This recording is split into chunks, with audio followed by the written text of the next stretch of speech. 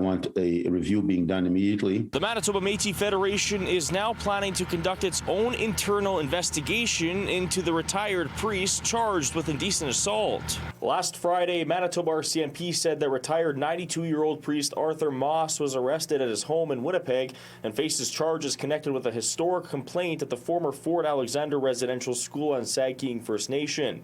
Police say the offense took place when the victim was a 10-year-old student at the school between 1968 and 1970. That's a shocker right now to our people. It really has shocked many people. Manitoba Métis President David Chartrand says Moss was active in the Métis community, including Duck Lake and Camperville, for 2 decades. He says he wants to have everyone's voice heard in this investigation. As he said, he's heard different opinions on this matter. A lot of people are saying, no, Father Massey was with me privately. I'm a girl, and he never touched me. He never did nothing. So we're hearing one side right now, and a lot are coming out saying that they're quite shocked and surprised that this is Father Massey, the father they knew. Chartrand said the Federation is planning to hire someone to lead the investigation and is hoping to begin the process of talking with people who knew Moss quickly. He says once they complete the investigation, they will be transparent with their findings and share it with everyone. We will share it with the RCMP. We'll share it with the archbishops. We'll ensure that everybody knows what our probe found.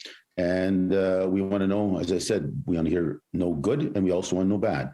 If it does exist out there, we want to hear it. Moss was released with conditions by authorities last week and is scheduled to appear in court on July 20th in Powerview. The victim in this case has endured a lot throughout the investigative process and has stood firm in speaking out about what happened to her. Sergeant Paul Maneg mentioned last Friday in the press conference that more than 80 investigators worked on the case, including obtaining 75 witness and victim statements.